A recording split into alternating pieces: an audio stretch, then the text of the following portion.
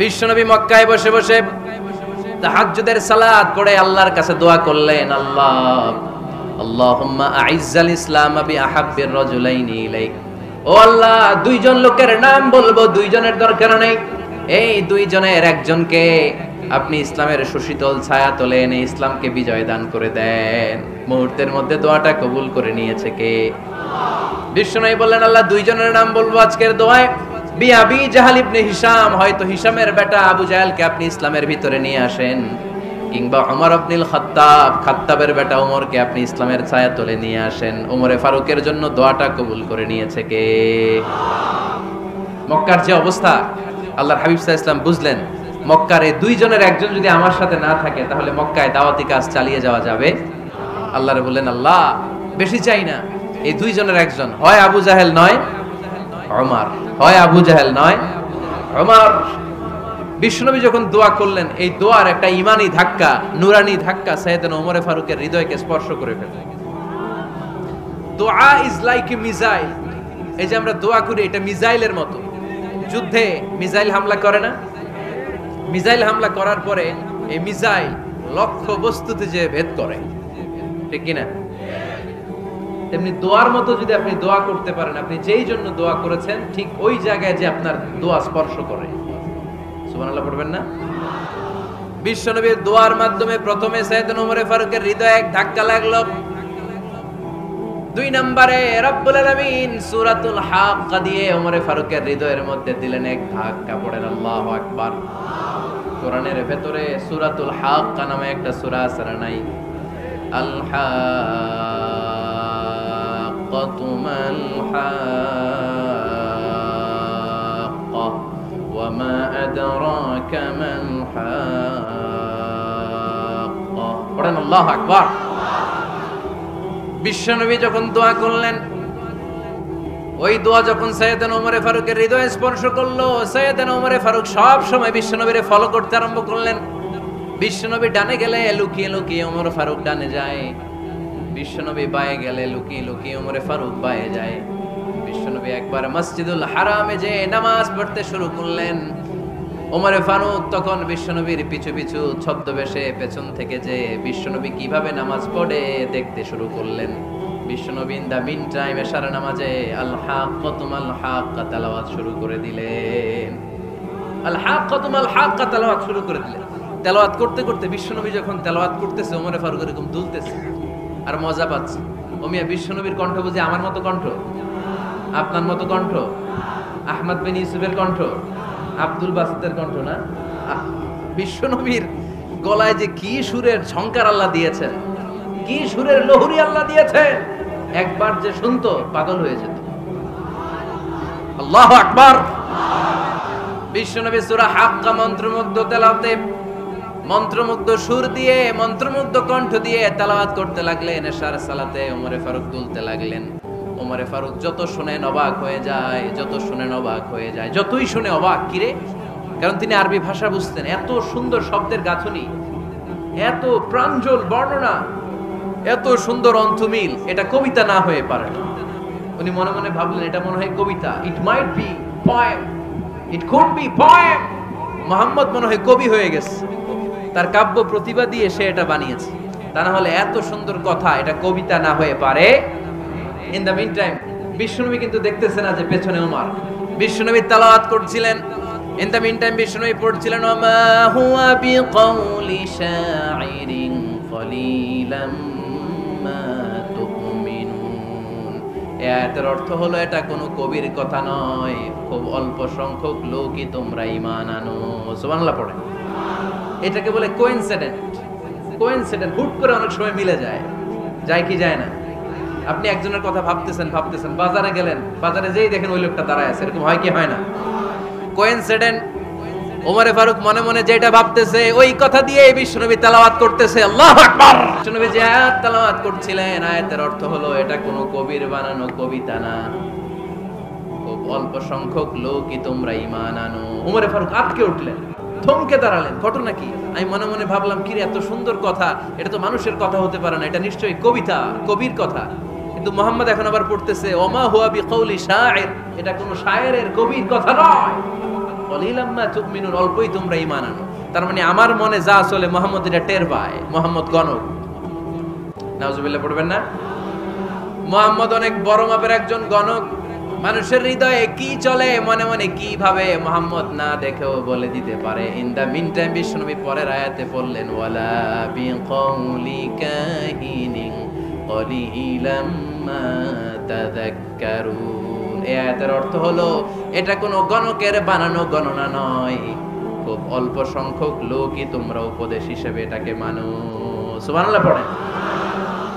এবার আর ওমরে ফারুকের সহ্য হয় না, কি আজীব তামাশা। প্রথমে মনে করলাম কবিতা, মোহাম্মদ কয় কবি না, সে কবি না, এটা কবিতা না। তারপর ভাবলাম সে গণক, সে আয়াত পরে পরে বলে দিল এটা গণনা নয়, তাহলে এটা কি? এটা কি কবিতাও না, গণনাও না, তাহলে এটা কি? বিশ্বনবী তখন বললেন, তানজিলুম মির রাব্বিল আলামিন। সুবহানাল্লাহ পড়েন। পরের আয়াত ছিল তানজিলুম মির রাব্বিল আলামিন। এটা দুনিয়ার কোনো কবির বানানো কবিতা না, এটা কোনো গণকের গণনা না, এটা কোনো সাহিত্যিকের বানানো সাহিত্য নয়, এটা মহাবিশ্বের পরিচালক রব্বুল আলামিনের কাছ থেকে পাঠানো কিতাব কোরআন। সূরা হাক্কার ধাক্কায় ওমরে ফারুক কাইত। প্রথমে ধাক্কাটা লাগলো যে দোয়া। বিষ্ণুবী তাহাজ্জুদে কেঁদে দোয়া করলেন, আল্লাহ হয় আবু জাহেল রে দিবা নাইলে ওমর রে দিবা। ওই দোয়া ওমরে ফারুকের হৃদয়ে ছোঁয়া লেগেছে। এরপর হাক্কা, সূরাতুল হাক্কা দিয়ে দিলে এক ধাক্কা। এই ধাক্কা খেয়ে উথাল পাথাল হৃদয়ের মধ্যে, হায় রে এ কি বাণী, এ কেমন কথা, কে মুহাম্মদ? তারপরও শয়তানের ওয়াসওয়াসা আছে না নাই? আল্লাহ বলে যতই ওয়াসওয়াসা ওমরকে দেয়া হোক, আমি ওমরে ফারুককে মুসলিম উম্মতের সেনাপতি বানিয়ে ছাড়বো, আমি সেনাপতি বানাবো। এবার 3 নাম্বার ডোজ। ডাক্তারের কাছে গেলে প্রথমে দেখবেন সিম্পল ডোজ দেয়, নরমাল ওষুধ, এটাতে কাজ না হলে ডোজ বাড়ায়, একেবারে কাজ না হলে অ্যান্টিবায়োটিক মারে, আছে না নাই? আল্লাহ প্রথমে দোয়ার ছোঁয়া লাগালেন, তারপর সূরা হাক্কা দিয়ে ধাক্কা মারলেন, এরপরে রব্বুল আলামিন বলেন এবার 3 নাম্বার ডোজ সূরা তহা দিয়ে আমি তোমার হৃদয়টারে উজালা বানায় দেব রে ওমর। শয়তান ওদিক দিয়ে ওয়াসওয়াসা, খেলা দুই দিক থেকে চলতেছে। আল্লাহ তাআলা হেদায়েতের রাস্তায় টানছে, শয়তান জাহান্নামের দিকে টানছে। ঘোষণা দেয়া হলো মক্কায়, মুহাম্মদের মাথা কেটে এনে দিলে এত এত স্বর্ণ মুদ্রা দেয়া হবে। ওমরে ফারুক রাজি হয়ে গেলেন, নাঙ্গা তলোয়ার নিয়ে বিশ্বনবীর মাথা কাটার জন্য ছুটলেন। নাউজুবিল্লাহ পড়বেন না? বনু জাহরা গোত্রের এক লোক বলে, আইনা ইয়া আমার, কই যাও? মুহাম্মদের মাথা কাটতে যাই। আরে মুহাম্মদের মাথা কাটতে যাও? তোমার বোন ফাতিমা বিনতে খাত্তাব আর তোমার বোন জামাই সাঈদ কদ সাবা, এরা তো ধর্ম ত্যাগ করে ফেলছে, এটা তো আমাদের ধর্ম ত্যাগ করে মুহাম্মদের ফলোয়ার হয়ে গেছে।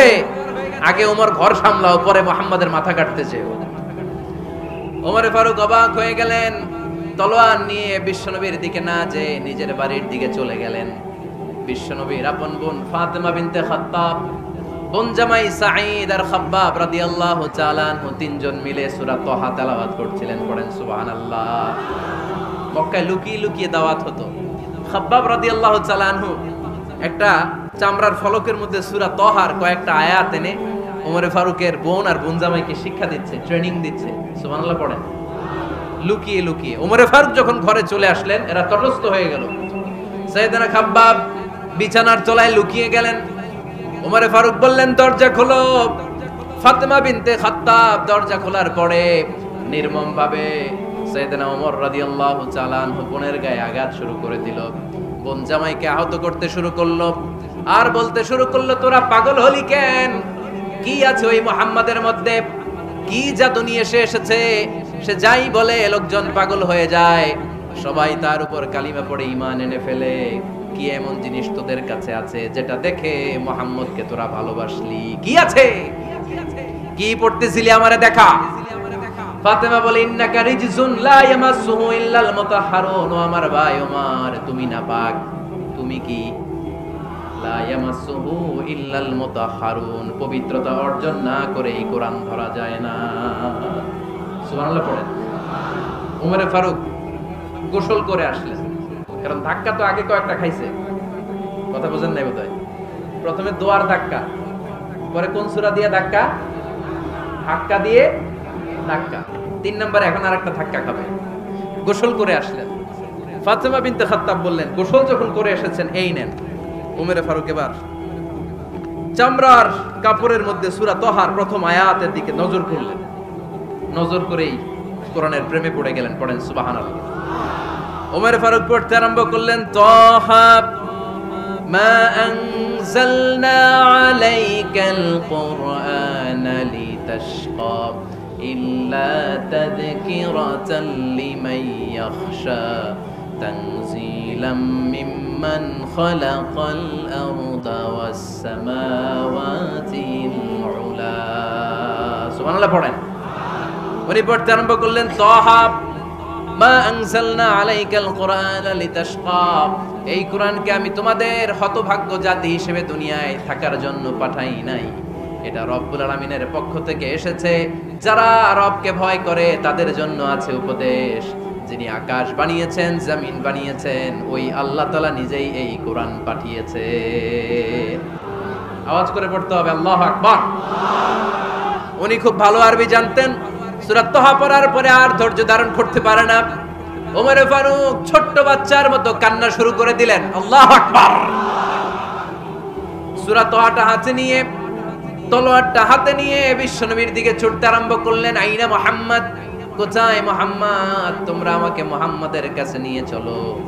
বিশ্বনবী তখন সাফা পাহাড়ের পাদদেশে দারুল আরকাম ইবনে আলকামের ঘরে লুকিয়ে লুকিয়ে কোরআনের দাওয়াত দিতেন। ওমরে ফারুককে পাগলের মতো ছুটে আসতে দেখে বিশ্বনবীর চাচা হামজা ইবনে আব্দুল মুত্তালিব বলল, নবী আপনি পালান। ওই যে খাত্তাবের বেটা ওমর আপনাকে অপমান করার জন্য, আক্রমণ করার জন্য তেড়ে এসেছে। সাহাবীরা বললেন, নবী আপনি পালিয়ে যান, আমরা সামাল দেব। বিশ্বনবী বললেন, না আমি পালাবো না, বরং তোমরা সরে যাও। ওমর ইবনে আল খাত্তাবকে আমার দরবার পর্যন্ত আসতে দাও।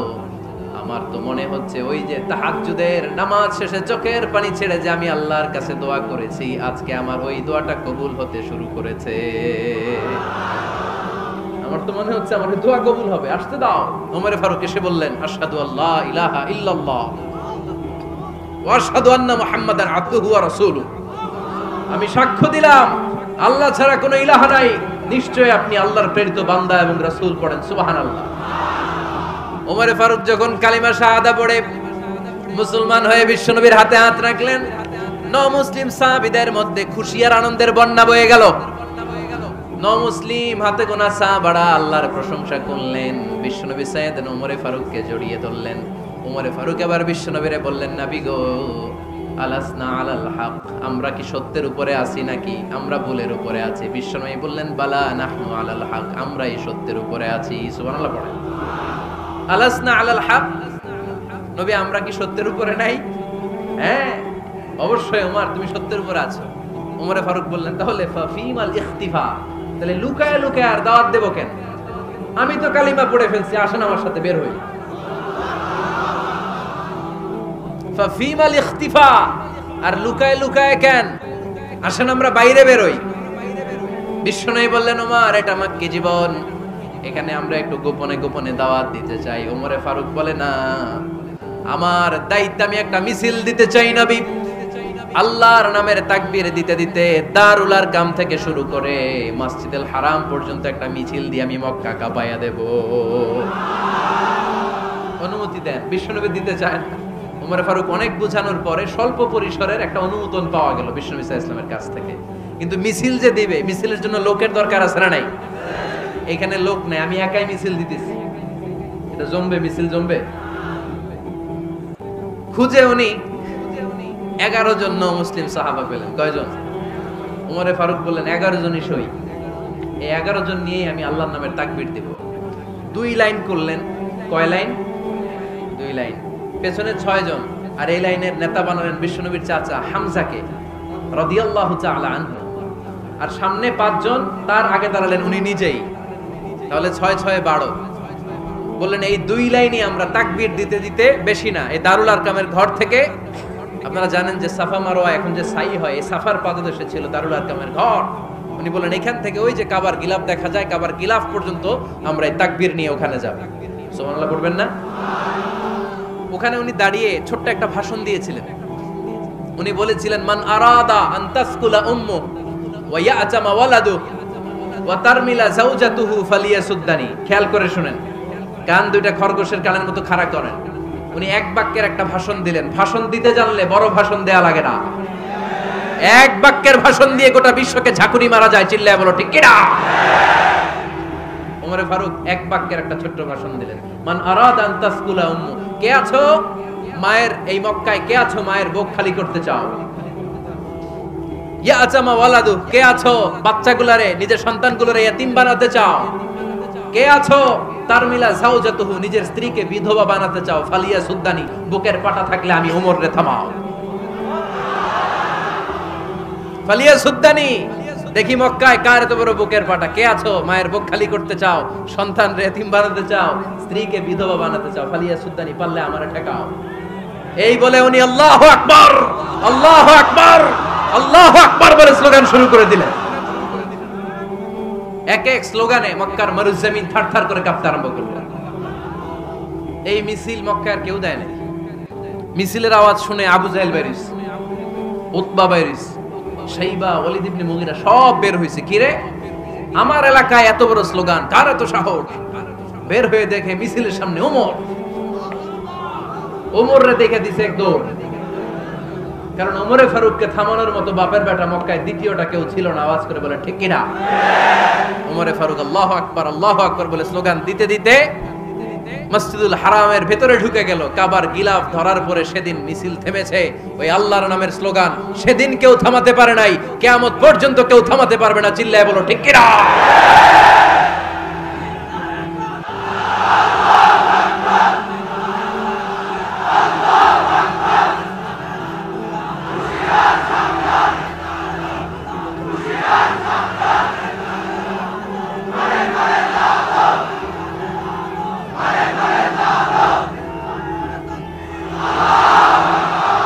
ওইরকম একটা ওমরের দরকার, আমাদের বেশি চাই না। জোরে বলেন ঠিক কিনা?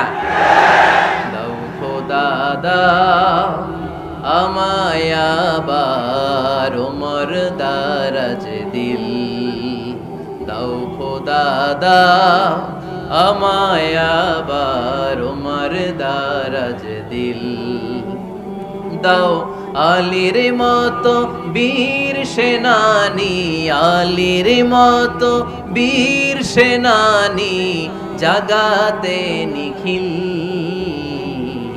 দাও খোদা দাও আমায় আবার ওমর দারাজ দিল। সুবহানাল্লাহ পড়েন। একটা ওমর লাগবে। চিল্লায় বলেন কয়টা? ওই ওমরের অপেক্ষায় বাংলাদেশ সহ গোটা মুসলিম উম্মাহ, ঠিক কি না? একটা ওমরে যথেষ্ট। আমাদের সেন্ট্রাল লিডারশিপ নাই তো, আমাদেরকে এদিকে লাথি মারলে আমরা ওইদিকে যাই, ওদিক থেকে গুতা মারলে আমরা এদিকে যাই। আমাদের রিপ্রেজেন্টেটিভ, আমাদের প্রতিনিধিত্ব করার মতো কোনো কেন্দ্রীয় লিডারশিপ নেতৃবৃন্দ গোটা বিশ্বে নাই, ঠিক কি না? আমরা সেই ওমরে ফারুকের অপেক্ষায়, আমরা সেই ইমাম আল মাহদির অপেক্ষায়। এই ওমরে ফারুক আমাদের মডেল, ঠিক কি না? থার্ড ইন পজিশন এই পুরা উম্মতের মধ্যে ওনার পজিশন নাম্বার 3। 1 নাম্বার পজিশন বিশ্বনবী, কার? 2 নাম্বার পজিশন কার? আবু বকর। 3 নাম্বার পজিশন কার? ওমরে ফারুকের। বিশ্বনবী বলতেন লা নবিয়্যা বা'দি, লা নবিয়্যা বা'দি, আমার পরে কোনো নবী নাই। ওয়ালা রাসূলা, আমার পরে কোনো রাসূলও নাই। আমার নবীর পরে আর কোনো নবী আছে? আমার নবীর পরে আর কোনো রাসূল আছে? এই যে কাদিয়ানি যে একটা সম্প্রদায় আছে, এরা কি মুসলিম নাকি অমুসলিম? মুসলিম সম্প্রদায়ের সাথে এদের কোনো সম্পর্ক নাই। চিল্লা বলেন ঠিক কি না? এরা যদি মুসলমান হতে চায়, আমার নবী দ্য লাস্ট মেসেঞ্জার বিশ্বনবীকে খাতামুন নবী হিসেবে সংবাদ সম্মেলন করে গোটা বিশ্বকে জানাই দিতে হবে, তারপরে তাদেরকে আমরা মুসলিম হিসেবে স্বীকৃতি দিব। চিল্লায় বলেন ঠিক কি না? তা না হলে তারা কোন ধর্মের এটাকে জানাই দিতে হবে। No inferiority complex, no identity crisis. Identity ক্রাইসিসে থাকা যাবে না। আপনারা কোন ধর্মের এটা জানায় দেন। আপনারা বিশ্ব নবীরও শেষ নবী মানবেন না, আবার মুসলিম বলেও নিজেদেরকে ট্যাগ লাগাতে চাইবেন। সাধারণ মুসলমানরা এটা এই ধোঁকাবাজি মানে না। চিল্লায় বলেন ঠিক কি না? আমার নবীর পরে কোনো নবী নাই, আমার রাসূলের পরে কোনো রাসূল নাই, ঠিক কি না? আল্লাহর হাবিব বলতেন লাউ কানা বা'দি নাবিয়্যুন লাকানা উমর, তবে আমার পরে যদি নবী হওয়ার যোগ্যতা কারো থাকে আমার ওমরের ওই যোগ্যতা আছে। সুবহানাল্লাহ পড়েন। প্রভু তুমি বলেছো রাসূল দেবে না, বলনি দেবে না ওমর, বলনি দেবে না হামজা তারি, খালিদ বিজয় সমর। প্রভু তুমি বলেছো রাসূল দেবে না, বলনি দেবে না ওমর, বলনি দেবে না হামজা তারি, খালিদ বিজয় সমর। প্রভু তুমি বলেছো রাসূল দেবে না। সুবহানাল্লাহ পড়েন। এজন্য আমরা একটা ওমর চাই। কয়টা? বেশি লাগবে? নেতার মতো নেতা কয়টা লাগে? জোরে বলেন কয়টা? Enough, that's enough. Omar Faruk our super hero. ওনার সাথে বিশ্বনবী সাল্লাল্লাহু আলাইহি ওয়াসাল্লামের মুসাহারার সম্পর্ক ছিল। ওমর ফারুক যে বিশ্বনবীর শ্বশুর এটা অনেকে জানেই না। ওমর ফারুক রাদিয়াল্লাহু তাআলা আনহু বিশ্বনবীর শ্বশুর ছিলেন, এটা আজকে নতুন শুনছেন। কে কে হাত তোলেন? দেখছেন হুজুর? সঠিক বলছি না আমি? অনেকে আমরা জানি না। মাশাআল্লাহ, জানতে লজ্জা নাই, শিখতে লজ্জা নাই। লজ্জা হচ্ছে অজ্ঞতায় আর মূর্খতায়, ঠিক কি না? আমরা শিখতে রাজি আছি। যে কথা বলে আমরা তার ছাত্র। আমার আগে হুজুর কথা বলতেছিলেন, আমরা ছিলাম ছাত্র। এখন আমি কথা বলতেছি, এখন আমরা সবাই হয়ে গেছি ছাত্র, ঠিক কি না? যিনি বলেন তিনি শিক্ষক, বাকিরা আমরা ছাত্র, ঠিক কি না? চার খলিফার দুই খলিফা, ইসলামের চার খলিফার দুই খলিফা বিশ্বনবীর মেয়ের জামাই, আর বাকি দুই খলিফা বিশ্বনবীর শ্বশুর। সুবহানাল্লাহ পড়েন। সাইয়েদনা আলী রাদিয়াল্লাহু তাআলা আনহু, সাইয়েদনা উসমান যুন-নূরাইন বিশ্বনবীর মেয়ের জামাই। উসমান রাদিয়াল্লাহু তাআলা আনহুর কাছে বিশ্বনবী দুই মেয়েকে বিয়ে দিয়েছিলেন। একজন মারা যাওয়ার পরে আরেকজন। বিশ্বনবী বলেছেন এরপরে আরেকটা থাকলে ওইটারও বিয়ে দিতেন। সুবহানাল্লাহ পড়বেন না? দুইজন ছিল মেয়ের জামাই আর দুইজন ছিল শ্বশুর। সাইয়েদনা আবু বকর শ্বশুর, বিশ্বনবীর স্ত্রী আম্মাজান আয়েশা রাদিয়াল্লাহু তাআলা আনহার বাবা। বিশ্বনবীর স্ত্রী আম্মাজান হাফসা রাদিয়াল্লাহু তাআলা আনহার বাবা ছিল সাইয়েদনা ওমর ফারুক। চিল্লায় পড়েন আল্লাহু আকবার। জানো তো না পজিশন না? সাইয়্যিদু কুহুলিল জান্নাহ। জান্নাতে যত নারীরা যাবে, নারীদের সর্দারিনী হবে সাইয়্যিদাতুনা ফাতেমা রাদিয়াল্লাহু তাআলা আনহা। এই ফরিদপুরের যত ইয়াং স্টারেরা তোমরা যারা জান্নাতে যাবে, তোমাদের লিডার হবে সাইয়েদনা হাসান আর হুসাইন রাদিয়াল্লাহু তাআলা আনহুমা। আর বয়স্ক মুরব্বীরা যারা জান্নাতে ঢুকবেন, আপনাদের লিডার হবে সাইয়েদনা আবু বকর আর সাইয়েদনা ওমর ফারুক রাদিয়াল্লাহু তাআলা। সুবহানাল্লাহ পড়তে পারলেন না? ওমর ফারুক এটা সাধারণ কোনো ক্যারেক্টারিস্টিক্স নয়। ওনাকে আল্লাহ তাআলা নলেজও দিয়েছেন, আবার দিনদারিও দিয়েছেন। আমার দিনী ভাইয়েরা খেয়াল রাখবেন, কোনো আলেমের মধ্যে বা কোনো নেতার মধ্যে যদি এই দুইটার সমন্বয় আপনি পান, যে তার জ্ঞানও আছে আবার দিনদারিও আছে, he belongs the knowledge and he belongs the taqwa, সে গোটা বিশ্বকে জয় করে ফেলবে, ঠিক কি না? যার মধ্যে জ্ঞান আছে, যার মধ্যে তাকওয়া আছে, তারে কেউ থামায় রাখতে পারে? ওমর ফারুককে এই দুই নেয়ামত দিয়ে ধন্য করেছে কে? সহিহ বুখারীর বর্ণনা, বিশ্বনবী সাহাবীদের সামনে একটা স্বপ্নের কথা বলছেন। বিশ্বনবী বললেন, আমি স্বপ্নে দেখলাম আমার আঙ্গুলের ফাঁকা থেকে দুধ বের হচ্ছে, আমি তৃপ্তি সহকারে দুধ খেলাম। খাওয়ার পরে দেখলাম আঙ্গুলের মধ্যে একটু দুধ লেগে আছে। আমার আঙ্গুলে অতিরিক্ত লেগে থাকা দুধটা আমি ওমর ফারুকের মুখের মধ্যে লাগিয়ে দিলাম। সাহাবারা বললেন, ইয়া রাসূলুল্লাহ, ইয়া হাবিবাল্লাহ, মাযা আওয়ালতা বিহি, এই স্বপ্নের আপনি কি ব্যাখ্যা করলেন? আমরা তো বুঝলাম না। বিশ্বনবী বললেন, আওয়ালতু বিহি আল ইলম, আমি এই দুধ দিয়ে জ্ঞানের ব্যাখ্যা করেছি, কারণ ওমরকে আল্লাহ যেই জ্ঞান দিয়েছে গোটা বিশ্বের কাউকে এত জ্ঞান দেয় না। এজন্য স্বপ্নে যদি কেউ দেখেন যে আপনি দুধ খাচ্ছেন, তার মানে আল্লাহ তাআলা আপনার জ্ঞান বাড়ায় দিবেন। ওমর ফারুককে দুধ খেয়ে অতিরিক্ত দুধের অংশটা বিশ্বনবী আবু বকর রাদিয়াল্লাহু তাআলা আনহুর মুখে দেন নাই, সাইয়েদনা উসমানের মুখে দেন নাই, আলী রাদিয়াল্লাহু তাআলা আনহুর মুখে দেন নাই। স্বপ্নে ওই অতিরিক্ত লেগে থাকা দুধটা বিশ্বনবী ওমর ফারুকের ঠোঁটের মধ্যে লাগিয়ে দিয়েছেন। এই হাদিস থেকে প্রমাণ হয় আল্লাহ তাআলা জ্ঞানের নেয়ামতে সাইয়েদনা ওমর ফারুককে ধন্য করেছেন। আবার বুখারীর বর্ণনা, বিশ্বনবী সাল্লাল্লাহু আলাইহি ওয়াসাল্লাম আরেকটা স্বপ্নের বর্ণনা দিচ্ছেন। তিনি বললেন, তোমাদের সবাইকে স্বপ্নে আমার সামনে দাঁড় করানো হলো। আমি দেখলাম তোমাদের কারো জুব্বা নাভি পর্যন্ত, কারো জুব্বা হাঁটু পর্যন্ত, কারো জুব্বা টাকনো পর্যন্ত। ওমরে ফারুককে যখন স্বপ্নে আমার সামনে দাঁড় করিয়ে দেয়া হলো, আমি দেখলাম ওমরের জুব্বা এত লম্বা, ওমর টেনে হিচড়ে তার জুব্বা নিয়ে সামনে হেঁটে যাচ্ছে। সাহাবারা বললেন, ফামাদা আওয়ালতা বিহি ইয়া রাসূলুল্লাহ, ও আল্লাহর রাসূল, এই স্বপ্ন দিয়ে আপনি কি বোঝাতে চাইলেন? আমরা কিছু বুঝলাম না। বিশ্বনবী বললেন, আওয়ালতু বিহি আদ-দ্বীন, আমি এই হাদিসের দ্বারা দ্বীনের ব্যাখ্যা করলাম, যার জামা যত লম্বা তার দ্বীনদারি তত বেশি। সুবহানাল্লাহ, আসতে পড়েন। স্বপ্নে দেখলেন কোন সাহাবীর জুব্বা নাবি, কোন সাহাবীর হাঁটু, কারোটা টাকনু, কিন্তু ওমরে ফারুকের জুব্বা এত লম্বা, ইয়াজুরু সাওবাহু, তিনি তার জুব্বা টেনে হিচড়ে যাচ্ছেন। বিশ্বনবী বললেন, এটা দ্বারা আমি দ্বীন, আমি তাকওয়া, দ্বীনদারি, তাকওয়া এটার ব্যাখ্যা করেছি। তার মানে ওমরে ফারুকের তাকওয়ার সামনে সব তাকওয়া পানি হয়ে যাবে। কোন সুবহানাল্লাহ। আল্লাহ তাআলা সাইয়েদনা ওমরে ফারুককে দ্বীনের জ্ঞান দিয়েছেন, তাকওয়া দিয়েছেন। যুবক ভাইরা, যাকে আল্লাহ তাআলা দ্বীনের জ্ঞান দেয়, যাকে আল্লাহ তাআলা তাকওয়ার এই গুণ দিয়ে সমৃদ্ধ করে, তার জন্য গোটা বিশ্বের সব দরজাগুলোকে ওপেন করে দেয় কে? কত বড় মুত্তাকি ছিলেন সাইয়েদনা ওমরে ফারুক। মদিনার সমাজে কয়জন মুনাফিক ছিল বিশ্বনবী ছাড়া কেউ বলতে পারতেন না। বিশ্বনবী কোন সাহাবীকে মুনাফিকদের লিস্ট দিয়ে যান নাই, একজন সাহাবী ছাড়া। দেখি কেউ বলতে পারেন কিনা ওই সাহাবীর নাম? কি নাম? হুযায়ফা ইবনুল ইয়ামান রাদিয়াল্লাহু তাআলা আনহু। ওনাকে বলা হতো সাহিবু সিররি রাসূলিল্লাহ, আল্লাহ রাসূল সাল্লাল্লাহু আলাইহি ওয়াসাল্লামের গোপন তথ্যের ধারক বাহক। সুবহানাল্লাহ পড়বেন না? বিশ্বনবী ইন্তেকালের আগে মদিনার সমাজে মোট কয়জন মুনাফিক আছে, এই তথ্য আবু বকরকে বলেন নাই, ওমর রাদিয়াল্লাহু তাআলা আনহুকে বলেন নাই, উসমান রাদিয়াল্লাহু তাআলা আনহু, আলী রাদিয়াল্লাহু তাআলা আনহু, আশারাতুল মুবাশশিরিনা বিল জান্নাহ কোন সাহাবীকে বলেন নাই। শুধুমাত্র কেবলমাত্র একমাত্র হুযায়ফা ইবনুল ইয়ামান রাদিয়াল্লাহু তাআলা আনহুর কাছে মুনাফিকদের লিস্টে বিশ্বনবী দিয়ে গিয়েছে। সুবহানাল্লাহ পড়েন। মদিনায় কারা কারা মুনাফিক কেউ জানতো না হুযায়ফা ছাড়া। কে ছাড়া? নামটা আজকে মুখস্থ করেন, যাতে অন্য কোনো ওয়াজে কেউ জিজ্ঞেস করলে বলতে পারেন। মুনাফিকদের লিস্ট যে সাহাবীর কাছে বিশ্বনবী দিয়ে গিয়েছিলেন, সাহাবীর নাম কি? নাম? নামটা কেমন লাগে? ভাল লাগে? অনেকে আমারে জিজ্ঞেস করে, হুজুর আমার ছেলে হবে আগামী মাসে, একটা নাম দেন। নাম দিয়ে দিলাম হুযায়ফা।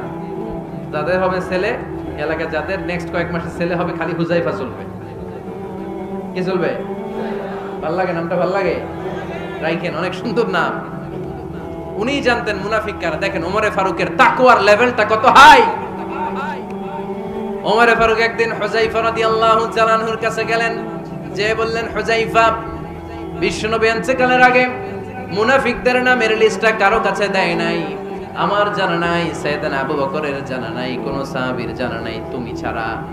আমি তোমার কাছে জানতে চাই, আমি ওমরের নামটা ওই মুনাফিকদের খাতায় আছে কিনা আমার একটু বলো। আমার ওমরের নামটা ওই মুনাফিকদের লিস্টিতে একটু আছে কিনা, নামটা একটু বলো। যদি থাকে আমি ভালো হয়ে যাব, আমি নেফাকি দূর করে পাক্কা মুমিন হতে চাই। আমার নাম যদি মুনাফিকের লিস্টে থাকে আমি তো শেষ। হুযায়ফা চোখের পানি ছেড়ে দিয়ে বলে, আমিরুল মুমিনিন, কেমন প্রশ্ন করলেন আপনি? আপনি বিশ্বনবীর শ্বশুর, এই উম্মতে আপনার পজিশন 3 নাম্বার। আপনারে মুনাফিকরা ভয় পায়, শয়তান আপনারে ভয় পায়। আপনি জান্নাতে সব বয়স্ক লোকদেরকে নিয়ে জান্নাতের মধ্যে আগে আগে ঢুকবেন, কেমন করে মুনাফিকদের কাতারে আপনার নাম থাকতে পারে? ওমর সুবহানাল্লাহ পড়ে। কি বিনয়ী, কি তাকওয়া। হুযায়ফাকে যে ধরতেন, হুযায়ফা একটু বলো না আমার নামটা মুনাফিকদের লিস্টিতে আছে কিনা।